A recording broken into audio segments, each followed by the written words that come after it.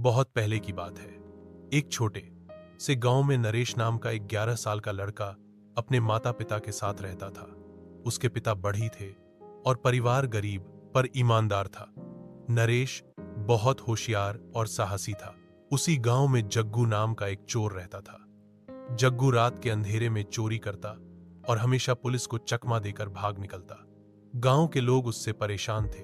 एक दिन जग्गू ने गांव के सबसे अमीर आदमी बनवारी लाल के घर पर नजर गड़ा दी। बनवारी लाल के पास खूब सोना, चांदी और रुपए पैसे थे। जग्गू ने सोचा, अगर वहां चोरी कर ली तो साल भर के लिए चैन होगा। लड़के की सूझबूझ नरेश रोज शाम को अपने दोस्तों के साथ गांव की गलियों में खेलता था।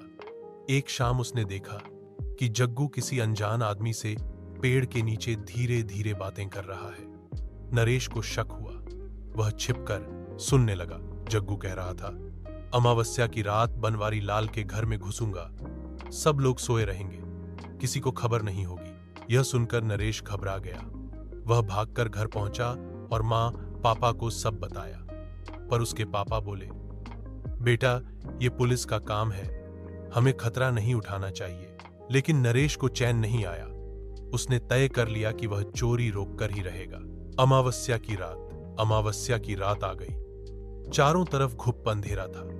गांव के लोग जल्दी जल्दी सो गए। जग्गू ने काले कपड़े पहनकर मुंह ढक लिया और बनवारी लाल के घर की ओर बढ़ा।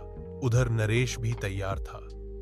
उसने अपने पिताजी की पुरानी रस्सी और सीटी जेब में रख ली और धीरे धीरे बनवारी लाल के घर के पास पहुंच गया। उसने अपने दोस्तों से भी कहा था कि जरूरत पड़ी तो शोर मचाना। जग्गू दबे पांव खिड़की खोलने लगा। तभी नरेश ने धीमे से सीटी बजाई। जग्गू चौंका, पर आसपास कोई नहीं दिखा। वह फिर खिड़की खोलने लगा। नरेश ने एक बार और सीटी बजाई, इस बार तेज। जग्गू घबराया और भागने ही वाला था कि नरेश ने फुर्ती से रस्सी का फंदा उसके पैरों में डाल दिया। जग्गू जमीन पर गिर पड़ा। उसका चाकू दूर जा गिरा। गांव की जीत। नरेश के दोस्तों ने दौड़कर जग्गू को कसकर पकड़ लिया। शोर सुनकर गांव के लोग और बनवारी लाल भी बाहर आ गए। सबने देखा कि लड़के एक चोर को पकड़कर बैठे हैं। बनवारी लाल ने नरेश को गले लगाते हुए कहा, बेटा, तुमने गांव को बड़ा नुकसान होने से बचा लिया। तुम गांव के सच्चे हीरो हो। थोड़ी ही देर में पुलिस भी आ गई। दरोगा जी बोले, बहुत दिनों से इस चोर को पकड़ना चाहते थे। तुम बच्चों ने कमाल कर दिया। पुलिस ने जग्गू को हथकड़ी पहनाकर थाने ले गई। गांव में खुशी। अगले दिन गांव में खबर फैल गई कि नरेश ने चोर पकड़वाया है। सब लोग उसके घर बधाई देने पहुंचे। नरेश के माता पिता पर सबको गर्व था।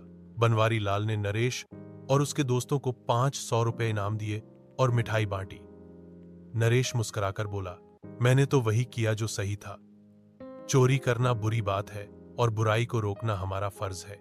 जग्गू को अदालत ने 3 साल की सजा सुनाई। जेल में बैठा वह सोचने लगा, काश मैंने ईमानदारी से काम किया होता। चोरी करके मैंने अपना ही नुकसान किया।